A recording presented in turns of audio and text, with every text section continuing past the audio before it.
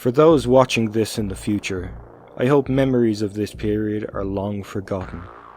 But as I write this, it remains 2020, and we're still in the midst of a pandemic. My experience of this period has been rife with video games focusing on plagues. I can't escape it. Today, we're not going through all of them, just the ones based on real plagues. You'd probably think it would be stressful to play these games, and you'd be right. But it's also a fascinating experience to have at this point in time. If you don't see yourself playing these games because of that, that's fine, but at least stick around for the analysis. I won't be directly comparing these pandemics to the one we lived through, because ours is definitely not full of shadowy creatures of the night. Right? You'd be forgiven for thinking this was just Bloodborne again, but it is so much more. Developed by Don't Nod.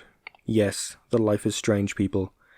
Vampyr is an action RPG set in London during the 1918 influenza epidemic, with a heavy emphasis on character building through choice. Not dialogue choice. The choice to devour your friendly NPCs because, and this may come as a surprise based on the title, you're a vampire. You play as Dr. Jonathan Reed, a freshly sired vamp just back from the war whose first action was to drain his sister. Filled with grief and a thirst for vengeance, he sets out to find his sire and cure his vampirism. The first major location you go is a hospital, that's surprisingly not just dealing with flu cases. Here you get to know the locals, do small side quests for them, learn their secrets by weeding it out of others, spying on them, or using your vampire powers. There are numerous hub areas like this scattered around the city, and you can spend a surprising amount of time soaking in these people's problems as the world builds around you. With the initial Souls-like impression, this whole section came as quite a shock. These games generally focus entirely on combat set pieces, with minimal interaction with NPCs, but this game goes to great lengths to have you considerably more involved in how your character evolves. The quality of Jonathan's character is determined by two things: how many people you keep healthy, and how much blood you drain from them. These are opposing things that lead to different endings, and as you complete a character's side quests, their blood gets richer, giving you more experience and making you more powerful. You also need to craft a number of vaccines for various maladies that people contract over the course of the game.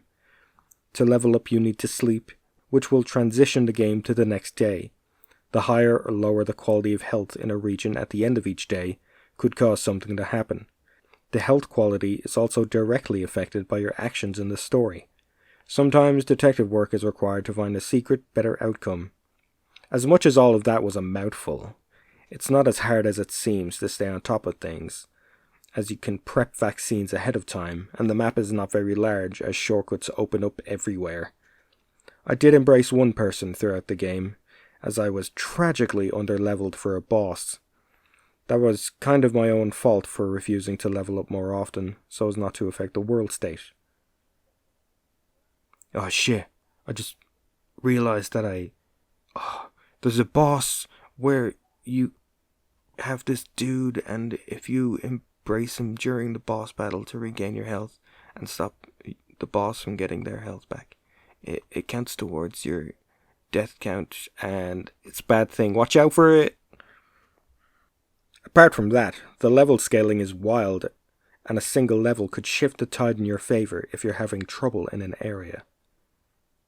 The combat is run-of-the-mill at this point, taking a lot from its contemporaries with unique skills, weapon types, and an upgrade system to go with it. The most interesting mechanic, and an adaptation of Bloodborne's rally mechanic, is where you can take an opportunity to drain the blood of your enemy to damage them and heal yourself.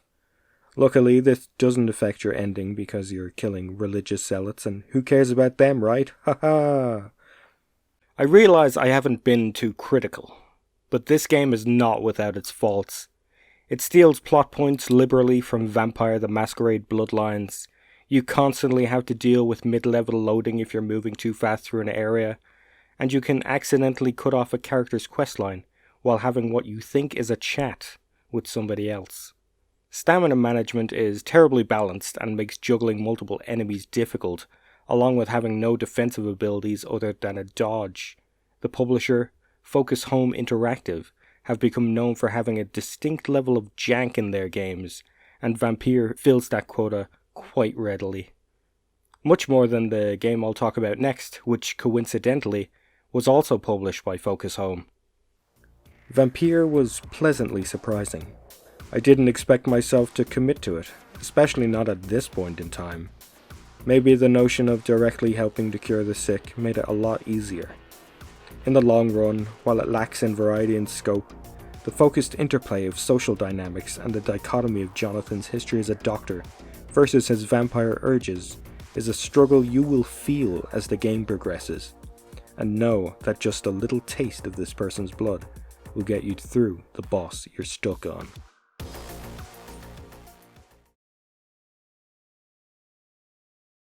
A Plague Tale: Innocence was developed by Asobo Studio and is a stealth survival horror game from the increasingly mythical AA Games space, and a game that manages to be a finely crafted experience without funneling copious amounts of work into designing each individual pore on a character's face. Set in France during the rampage of the Black Death, this game takes a lot more liberties with its depiction of a real epidemic than Vampyr did, unless there were really that many rats traipsing around back then. We begin with Amicia de Rune and her frail, sheltered brother Hugo escaping from the Inquisition as they sack the Rune estate in an effort to kidnap Hugo. As the escape is made, the ground burst forth and prevented the Inquisition from catching the wayward children, and from there, we as players begin a journey to find safety and a cure for Hugo's illness. Nightmares ensue. There's something strange in this game that everyone speaks in English with a French accent. The apple tree, Father! I want to take the Knight's Challenge once more. The Knight's Challenge? But you're not 10 years old anymore, you know. Oh, please, Father. I've trained hard for this. I guess I'm pretty used to accents after Dragon Quest, but I get the impression French with English subtitles is the optimal experience. I found this game to have excellent pacing. Between stealth and puzzles, we have a lot of breaks in the action to soak in the setting. Beyond that, the drip feed of gameplay mechanics is reflected by the game slowly opening up itself over time. What started as linear pathways with a single path to progression, such as throw a rock, make some noise, do a running, slowly become open regions, or even mazes you needed to use everything at your disposal to get through. There's even a few full-on boss combat encounters and tools to take out enemies in tight situations.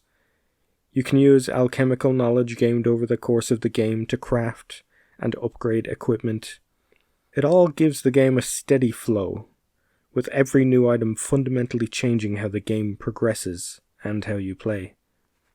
The rats needed their own section, for being a great new spin on the unkillable horror mechanic.